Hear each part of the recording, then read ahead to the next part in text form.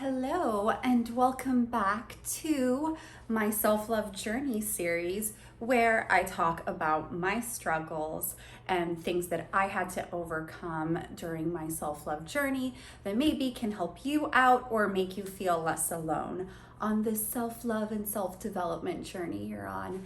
So the topic of today's video is about learning to love my body.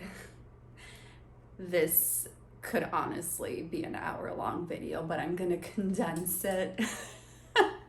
So let's get this started.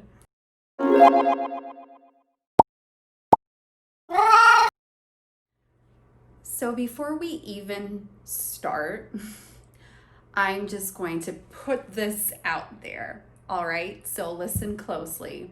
There is no such thing as a perfect body. You got that? We are all made differently. We come in all shapes, sizes, colors, and that is a beautiful thing. Why would you want to look like a carbon copy of somebody else? How creepy would that be, honestly, if everybody looked exactly alike? Like, you wouldn't even be able to tell anybody apart.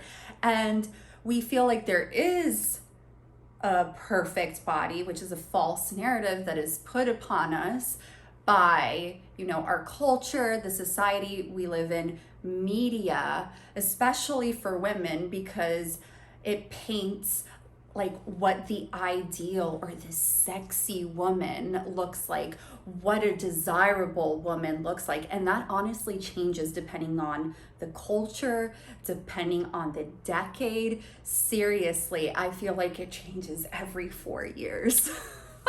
A lot of those imperfections are just these false narratives and these they're stupid, let's be real, expectations put upon us by society, our family, our culture, the media, influencers on Instagram, celebrities. But guess what? You are you, I am me, and they are them. So there's no way we can have the same body as somebody else because we're built differently. So does that mean I'm saying, it's wrong to get plastic surgery or Botox or anything like that? No. Like, if you are happy with yourself, and that's the key, you are happy about yourself, but you do want to enhance something, then go for it. I'm not going to judge you. And if somebody judges you for it, whatever, it's not their money, it's not their life, who cares? That's a them problem.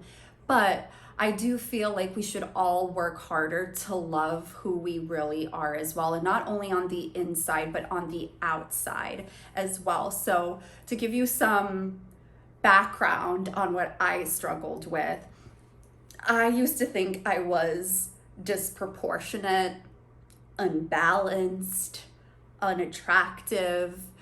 So when I started suffering from depression and low self-esteem, I was in high school, and that was around 2003 to 2007. So around that time, the body that you would see in magazines, on TV, on celebrities was tan, thin, abs, small waist, big boobs, and yes, they were mainly white and had blonde hair. Like, thinking back, Britney Spears, Christina Aguilera, even Shakira. But that's what the ideal woman, or what women should aspire to look like, should be back in that time when I was in high school. And back in the 90s, it was like the super skinny, like Kate Moss look. So it changes all the time. So I had broad shoulders. I was super skinny up top, and still now I carry most of my weight from my hips onwards. And especially then, because I used to dance. Fun fact about me. I was a dancer for almost 15 years. So I had muscles. Like, that was the best shape I've ever been in my life, to be honest. And I had thick thighs. I had a booty, which I do not really have anymore, but I had a booty. So I was a lot curvier on my lower half, and then up top I was just like skinny, practically flat chested, broad shoulders. So I felt like I didn't fit like what I was seeing in magazines, and I used to pick myself apart in the mirror all the time. Like, my nose is ugly, like, why do I have this gap between my front teeth? Like, oh, my acne is gross. Like, my shoulders are too wide. Like, I'm so flat chested. Why am I so disproportionate? Like, I was so hard on myself. I picked myself apart all the time. And it got to the point where I felt so uncomfortable in my own skin that I stopped wearing shorts or mini skirts. I got super self-conscious about my booty and about my legs. I would buy like super padded push-up bras, which, girl, I don't know what I was thinking. It wasn't fooling anyone because I can't get cleavage. It's like, I have accepted that fact that it's impossible for me to have cleavage, but I would try whatever I could to emulate like what I would see in the magazines. And if anything, it just made me feel worse about myself. So isn't it exhausting to constantly try to fit yourself inside a box that wasn't made for you? Why do you need to change and try to aspire to this fake ideal, which, newsflash, most of the influencers and celebrities and models that you see don't even really look like that in real life, because they filter the crap out of their pictures and they Photoshop a ton, and then you look at them in real life and it's like, wow, I thought her waist was like 20 times smaller than it really is, or their face looks completely different. And it breaks my heart, because it just shows that even these women who are naturally beautiful feel like they have to face tune the crap out of their body in order to live up to some stupid ideal. Isn't that freaking insane what we put ourselves through? So it gets exhausting. While I was in my path of starting to love myself, so I was struggling with my self-worth, but I was also struggling with how comfortable I felt in my own skin. So I started realizing that a lot of the flaws that I would pick apart about myself, whenever I brought them up to somebody, they would be like, "What are you talking about?" Like, what do you mean? You don't have a big nose. Your nose isn't weird. And I'm like, yes, it is. Don't you see it? And it just shows that we are so, again, so harsh on ourselves, and these little flaws that we pick up on ourselves are probably imperceptible to everyone else. But it's just, we're looking in the mirror all the time. We're taking selfies or seeing ourselves, you know, on our cameras more often. We are looking at ourselves more often than we have in the past.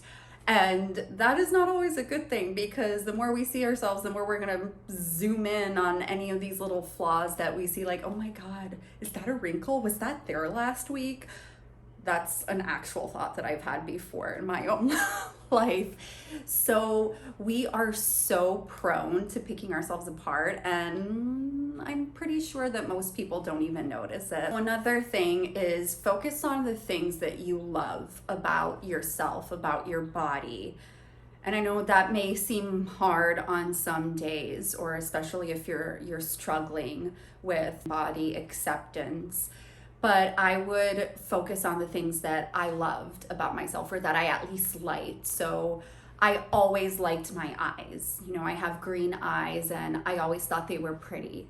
So I would put on mascara, I would put like shimmery eyeshadow, draw attention to my eyes because I liked them. And when people complimented me on my eyes, that was like one of the few times that I actually believed people when they said that my eyes were pretty. So I would focus on that, or I would tell myself, I like my smile. Like, I think I have a pretty smile, or, oh, I love my hair. Even if it's something small, like focus on that. And this part is really hard to do, but I tried to find the positives in my flaws as well. So one example is my nose. Like I told you guys, I didn't really like my nose. I honestly would tell myself that once I was 18 and or in college, I was going to get a nose job and a boob job. Not a lie. I was dead set on it.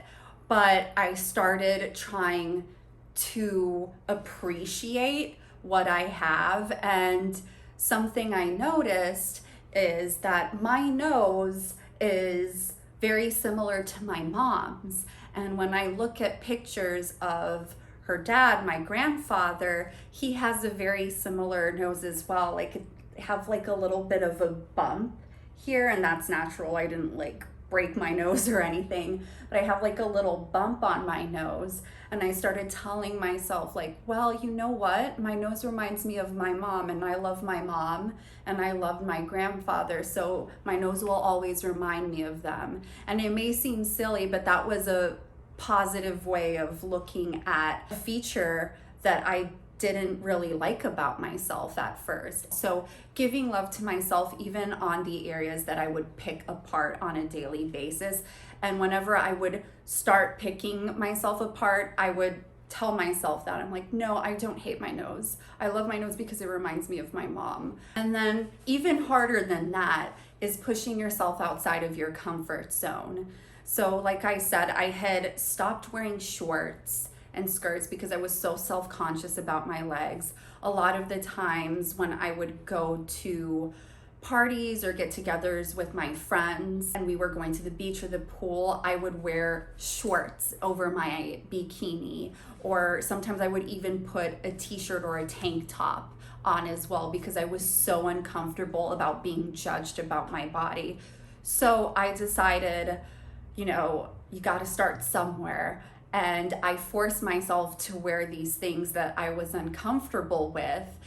And I slowly started realizing, just like how we're our own worst critic and we pick ourselves apart about little things that most people don't even notice, I realized that as well with the clothing I was wearing. I was scared that somebody was going to comment on like my flat chest if I was wearing a bikini, or somebody was going to pick apart my muscular legs if I'm wearing shorts. And guess what?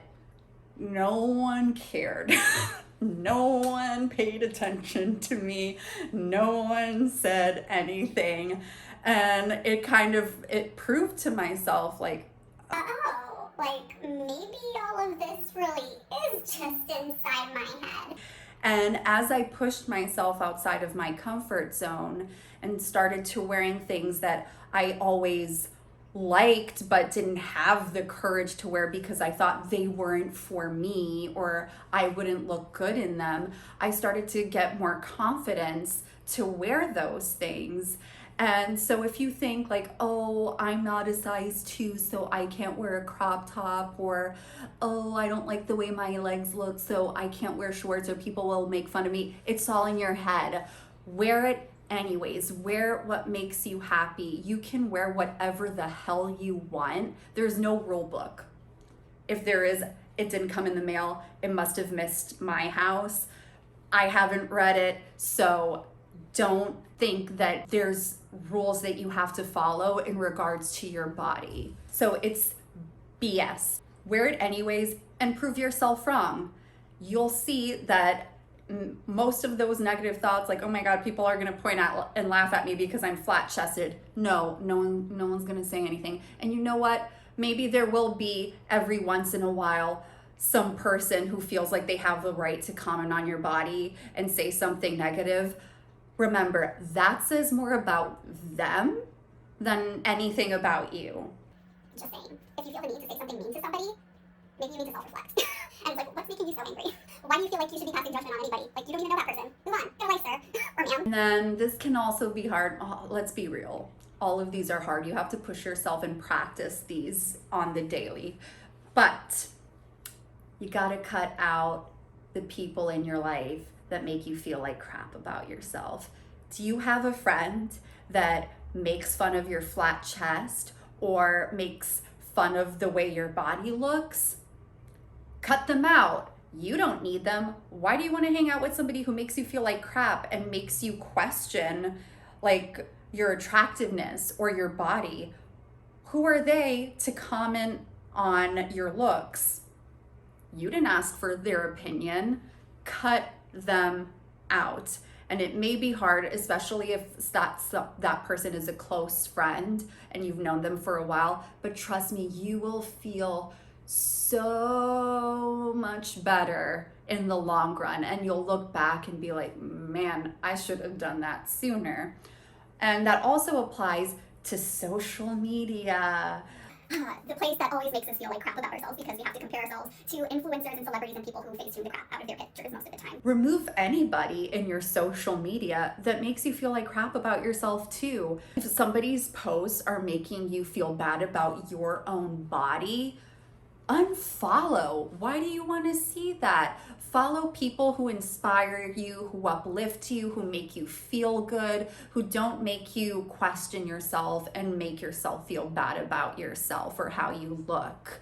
And just putting each of those practices in place will slowly help you gain that confidence and feel a little bit more comfortable in your skin. And I could do like a whole video about like how my style from when I was insecure changed from when I was younger to now, and how I would dress in things that, looking back, it's like, that is so not me. But I wasn't comfortable enough in my skin to wear the things that I wanted because I didn't want to be judged, because I didn't think it would look good on me, because I thought I was unbalanced, and it was all BS. So let me know in the comments below if this video was helpful for you. If you're going through this and you're struggling with body positivity and body love, you're not the only one. There's millions of other people out there, and it's definitely harder for us women too, with all of the expectations that we see from society, from the media. And hey, men suffer from it too, because there's always expectations of what a real man should be as well. So we all deal with it. You're not alone, and your body is beautiful, your body is magical, your body is strong, and no one else looks like you, and that is beautiful. That is why we're all unique. So I hope you enjoyed this video. Please subscribe to the channel if you haven't yet. I would really appreciate it, and thank you again for all of your support. If you want to see more videos from my self-love series, you can watch on this playlist, and I also have fashion videos and tips on my channel as well, so don't forget to check those out too. I will see you in the next video. Bye! I love you.